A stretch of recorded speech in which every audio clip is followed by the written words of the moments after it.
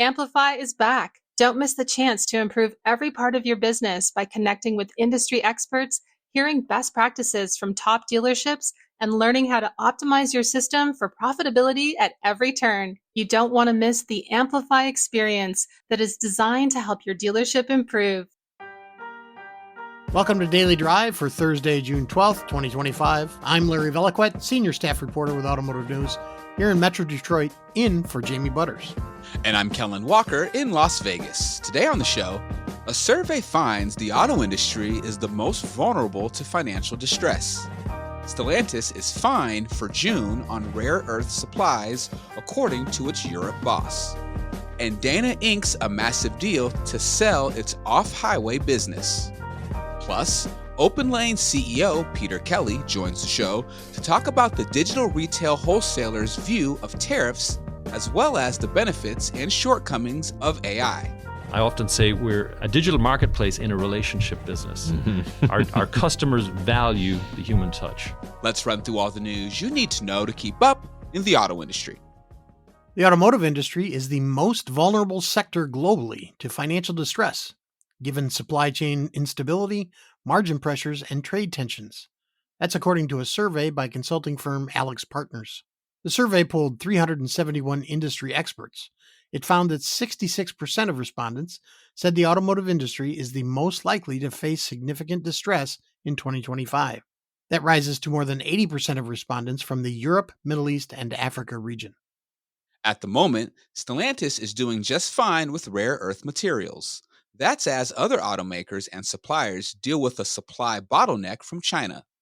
Stellantis Europe boss Jean-Philippe Imperato spoke Wednesday at Automotive News Europe Congress in Turin. He said, quote, "We're all fine for June." Early in the week, Reuters reported that China has granted temporary export licenses to rare earth suppliers of the Detroit 3 automakers. On Wednesday, President Donald Trump said the U.S. has reached a framework agreement to ease the bottleneck, which still needs final approval. Auto parts maker Dana will sell its off-highway business to Allison Transmission for $2.7 billion. The off-highway unit makes mobile drivetrain and motion systems for heavy-duty vehicles used in construction, agriculture, material handling, mining, forestry, and industrial applications. Dana's board authorized a $1 billion capital return program through 2027, with shareholders set to receive $550 million at or before the transaction closes. American Axle and Manufacturing Holdings has a deal with Volkswagen's Scout Motors to supply front electric vehicle drive units and rear e-beam axles. The parts would be for the new electric Traveler SUV and Terra pickup truck. The vehicles will be built on a body-on-frame chassis and come with a standard electric powertrain and an optional gasoline-powered engine that can help increase range. Scout is accepting reservations for both vehicles, with production scheduled to begin in 2027. And a correction to a story we reported earlier this week. Finished vehicle imports saw an 8.9% decline year over year in May, a much smaller drop than the one we reported on Monday's show. That's according to Descartes Datamine, a trade database. Descartes had provided Automotive News with incomplete information that overstated the decline in autos imported by marine shipping.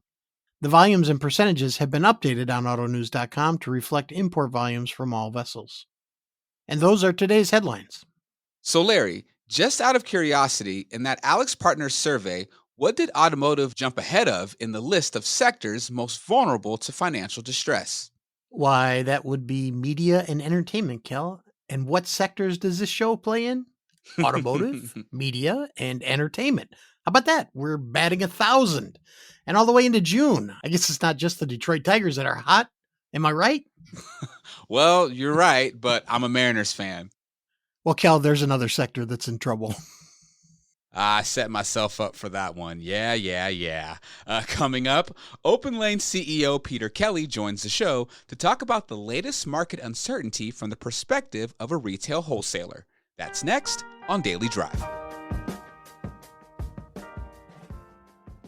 The 2025 Automotive Golf Classic is coming up soon, raising funds for the Boys and Girls Clubs of Southeastern Michigan. Players will tee off Monday, June 16th at St. John's Resort in Plymouth, Michigan. Attendees will get exclusive access to the third annual Automotive News Supplier Panel discussion just prior to tee time at 9 a.m. This year's remarks will feature Paul Thomas, president of Bosch North America, along with Colin Shaw, president of MEMA Original Equipment Suppliers.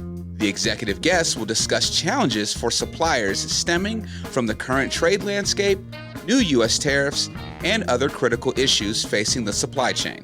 For more information about this event, reach out to Tiffany Sula at the Boys and Girls Clubs at tsula@bgcsm.org or to Philip Nussel, AGC Executive Chairman at pnussel@crane.com.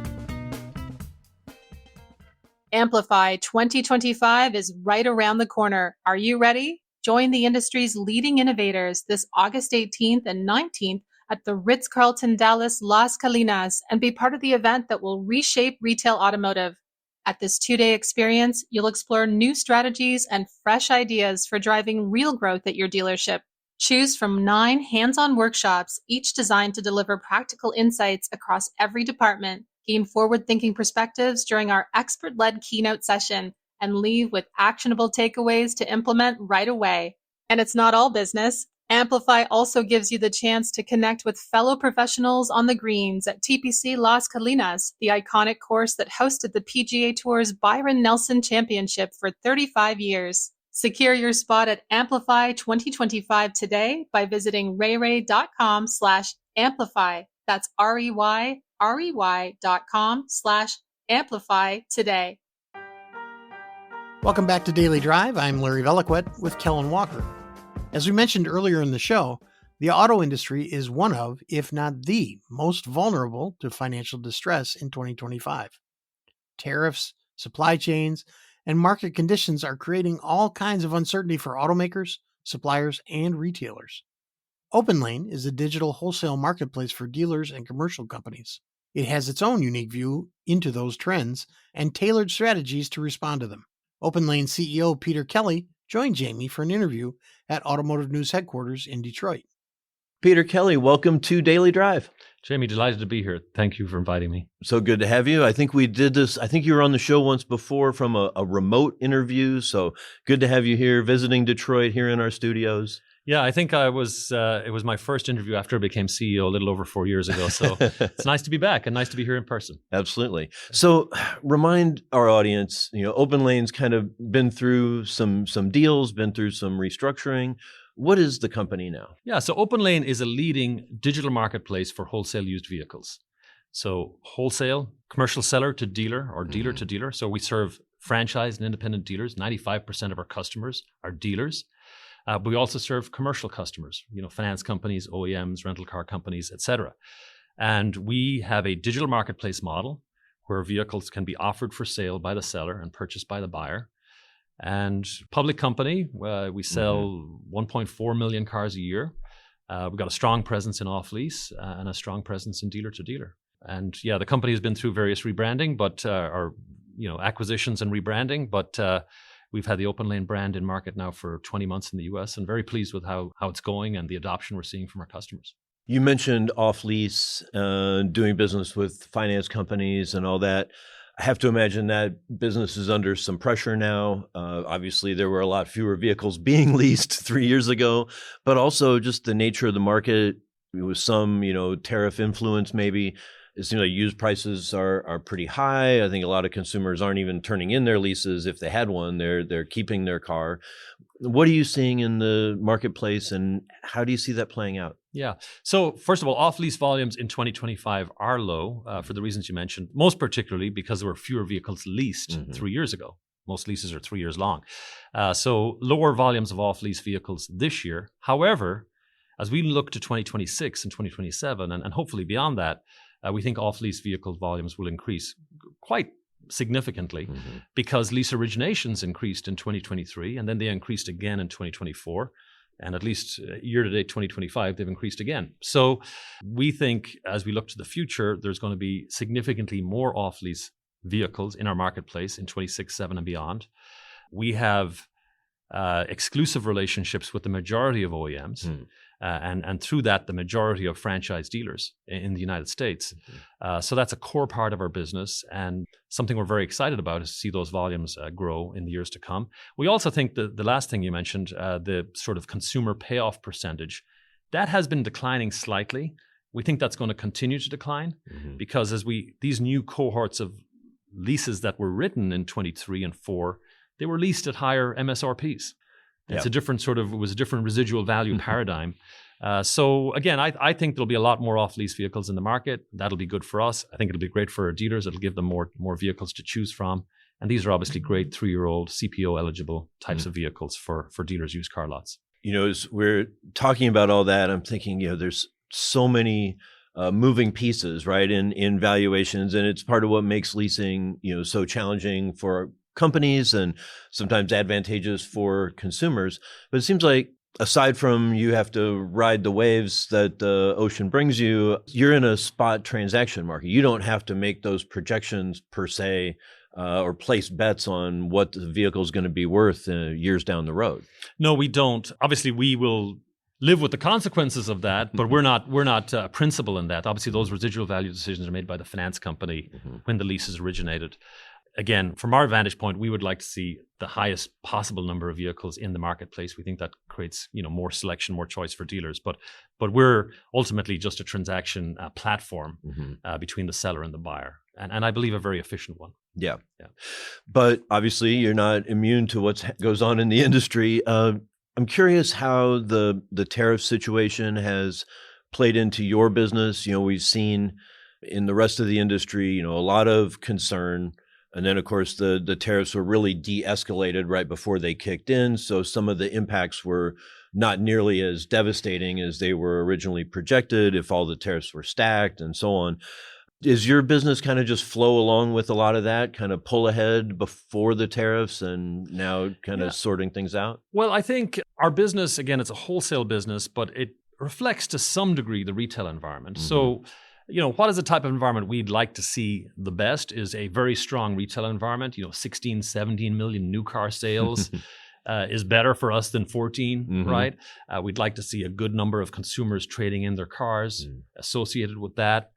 We'd like to see, dealers' lots be relatively full, plenty of inventory selection, because that means they're going to put more vehicles into the wholesale channel. Those types of things are what we like to see. And I think our industry was broadly getting there and largely still is there. Tariffs create uncertainty, obviously. That's never a good thing for business. As a CEO, none of us like uncertainty. So I still think there still is uncertainty. There's been some de-escalation, let's say, but it's not entirely clear to me yet where all this ends up. And again, my hope is that we end up with a world where consumers have, access to significant volumes of well-priced, attractive new vehicles. I think that's what United States consumers are accustomed to having. We want them to have that. We want to see strong retail demand. We want to see franchise dealers doing really well. And to the extent we can have that environment, I think that's good for our industry, and it's certainly good for our company. Yeah. Well, out of the industry so far, the dealers have weathered everything the best, as they often do. Yeah. But I understand, because of course you have a big business in Canada as well as in the U.S.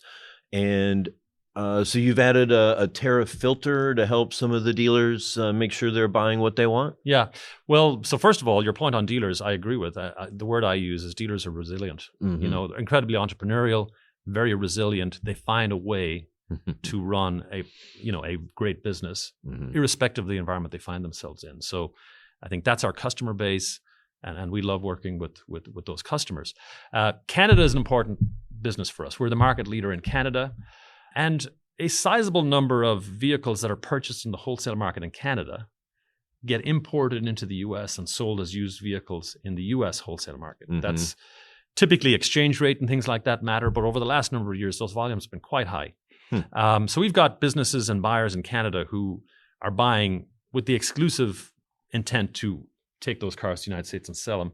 So one of the things we did, a month or two ago was introduce a tariff filter so that those buyers, when they're searching in Canada, can see which vehicles are not subject to tariffs. Because that's the pool they'd most want to buy from. Mhm. And as we understand it, vehicles that were originally built and manufactured in the United States, even if they were subsequently retailed in Canada, can be brought back into the United States as used vehicles with zero tariffs. So that's the essence of the tariff filter. That's valuable information if Yeah. I'm trying to buy used vehicles. Yeah. So that business continues to be strong, and those customers, obviously they're staying very, attuned to the developments here, but that those volumes will continue to be strong. Yeah.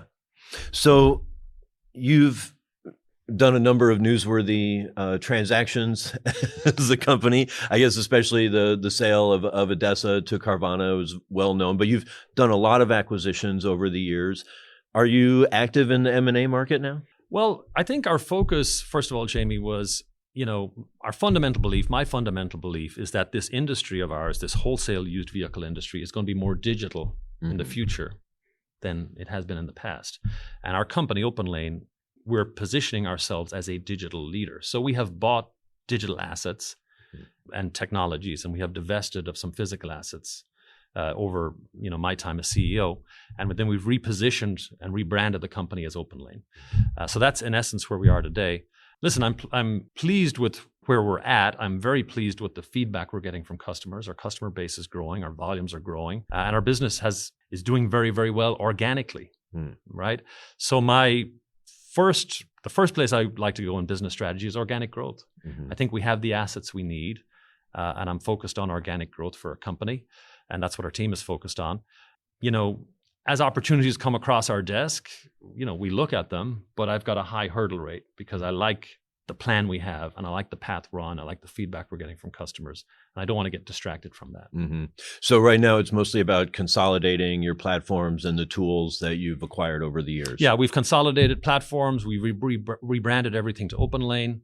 Frankly, internally rebranded the team, so it's one team. It's a much more positive culture as well, where everybody kind of works together. So I feel good about that. So yeah, and then as we consolidate these platforms, I think that does a number of things. It makes us more efficient, it reduces our cost, but it also enables us to bring innovations to market to our customers faster. So we're doing that, and I think our customers are seeing those benefits, and we're getting very good feedback from our customers. It's interesting what you said about rebranding the team internally, because a lot of times you see that with mergers where the acquired company continues to just function as itself. Yeah. And they even, then you can, especially if you try to do a number of deals, they end up being factions within a company instead of all truly becoming a unified unit. Absolutely. And I lived through that, and probably not until I became CEO did I really see how the impact of that and how that can create a lot of dysfunction over the long run. So my point of view has shifted a little bit on that. When I've done acquisitions in the past, I often was inclined, let's leave it alone. They're doing well. We bought them for a reason. But I've kind of learned, no, you have to have your view on the long term. Where do you want to be for the long term? And if you know you're going to have to get there, you might as well make the change sooner. That's kind of where I've concluded. So yeah, I think the rebranding has been phenomenal in terms of the culture of the company. We track employee NPS scores. Those have gone up a lot at our company. The feedback from customers, we've simplified it. Customers understand who we are better. I think the customer NPS scores are much better. So I feel really good about these changes. For the members of the audience that aren't familiar, we're talking about the Net Promoter Score. People say, would you promote this brand? Would you encourage it to a friend versus those who say no? And exactly. You subtract the bad from the good. And if you get a positive number, you're generally positive. That's exactly right. NPS. And I get NPS surveys in my inbox every morning, Jamie. So if a customer answers a survey today, I'll know that result tomorrow. And obviously, I look at those carefully. Do you use AI to read those, or do you read them yourself? I read them myself. Okay. But you do use AI within the business, because you said the whole industry is becoming more digital. And you're obviously an almost exclusively digital company, at least as much as you can be when you're selling cars. Indeed. How are you using AI to improve your processes? Yeah, so we're using AI in a whole host of different ways. And I think it's ultimately, we think AI will create an even stronger offering for our customers, Mm-hmm. and enable them to transact with even greater confidence and greater speed and better results. That's ultimately what we're trying to do. So areas where we're using it in terms of damage recognition. So we've got AI looking at photos. Our inspectors are taking photos of vehicles. We've got AI looking at those photos and identifying damage that the inspector may have missed. And then the inspector gets a chance to validate that. We're using AI when we take readouts from the onboard diagnostic ports of the vehicle. We take a bunch of codes. We have AI looking at that to simplify that and put it in sort of plain English. Mm-hmm. Are there any issues with this vehicle? What are they? Obviously, we can use AI in certain areas of data. We're using AI in terms of the productivity of our developers. So, it's almost kind of scary what you can do with AI these days, but you can write a very good first version of a computer program with AI. And then so your good developers become even more productive and get a good first draft of 100 lines of code that then they can go in and edit. Mm-hmm. So your sort of time to market on new digital products goes down, right? So we're doing all those things. I don't know. I wouldn't say we're at the bleeding edge of AI, but we're actively leaning in and trying to take advantage. I will also say though, however, our dealers, our customers, dealers, I often say we're a digital marketplace in a relationship business. Our customers value the human touch. They value our team members calling on them in person, calling on them by phone. And I think there are certain things you can't replace with AI right in this industry. I'm curious, you mentioned the programmers, the coders. Tell me about your workforce. How does it break down the people who call on dealers? How many call on dealers? How many programming type people do you have since it's such a digital company? Yeah, well, we're over 4,000 employees. I'd say a sizable number would be in technology, 20-ish%. We have a lot of people inspecting cars. So we're selling, 1.5 million cars, close to it a year. We're inspecting an even greater number of vehicles than that. So there's many, many hundreds of people inspecting vehicles. A strong dealer relationship, account management, sales force, in the markets in which we're operating. So I don't have the exact breakdown on all of those, but significant teams. And then in Canada, we still own physical facilities. While we don't run physical auctions, we have facilities where cars are reconned and detailed. So we've got teams doing that as well. Yeah, and your headquarters are in Carmel, Indiana, not home for a lot of giant companies, but actually there's a fair amount of important industrial work done in Indiana. How's that work for you as a home base for your company? Well, it's been wonderful. I moved there before I took on this role, so I've lived there now for almost 6 years. But I've been traveling out to Indiana for 10 years prior to that. Listen, Carmel, Indiana often wins awards as best small city to live in the United States. We're just north of Indianapolis. I think it's an attractive place to recruit from. People like living there. Yeah, it's a wonderful spot. Yeah. Great. All right. Is there anything else we should talk about that we have not touched on? Jamie, we're just excited to where we are in this industry today. We're looking at a future where I think our industry has come out of sort of the COVID era. Volumes have been strong. Dealerships have been doing well, whether it's franchised or independent, all generally doing well. OEMs have been doing well. That's the environment we want to work in. We want to work with customers who are doing well, and we want to help them do better. And we're excited about the traction the business is having, and we're looking forward to the future. Peter Kelly, CEO of Openlane. Thank you so much for joining me. Thank you, Jamie. Pleasure to be here. That's Daily Drive for today. I'm Larry Veliquette, in for Jamie Butters. And I'm Kellen Walker. Thanks to Automotive News executive producer Jake Neer, as well as our own Mary Corey and Molly Boygon for their reporting for today's podcast. You can get the latest news on digital retail, the rare earth magnets bottleneck, and everything happening in the auto industry at autonews.com. Come back tomorrow for a conversation with Corey Smith, National Fixed Operations Training Manager for Easy Care. Most service drives are slammed in the morning and nearly dead by the afternoon. So the imbalance is causing unnecessary stress on the team and inefficiencies of using the correct resources. We'd love to hear from you. Let us know what you think of the show and the topics we covered today. Send us an email at dailydrive@autonews.com or leave us a voicemail at 313-444-2774. And if you enjoy the podcast, remember to like, leave a review and subscribe so you never miss an episode.